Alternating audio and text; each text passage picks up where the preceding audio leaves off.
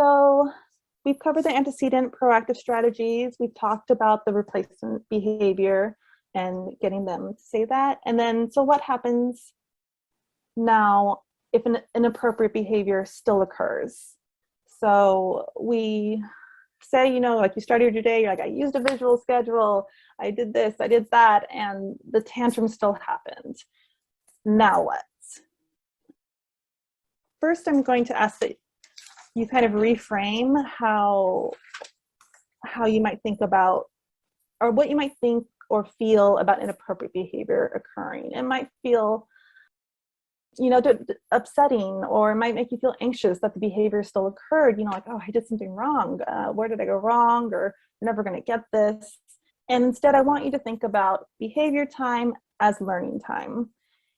Take a mental step back and look at it like a detective would. So rather than letting any unhelpful thoughts get into your head, we're not going to be able to avoid all instances of that inappropriate behavior. So this is a learning time. This is a chance for the child to learn over here that this behavior, tantrums, no longer results in getting access to that toy. This is where we're breaking this little chain.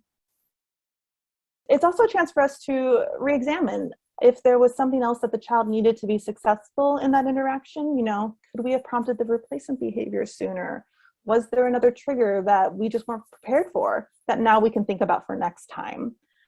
So there's a lot of rich information that the child is learning. The child's learning this doesn't work anymore. And then it's also going to inform us for future interactions as well. Like, okay, that 5-second countdown, maybe that wasn't enough of a transition. Maybe we need to use a visual timer, a visual cue, and give them a minute.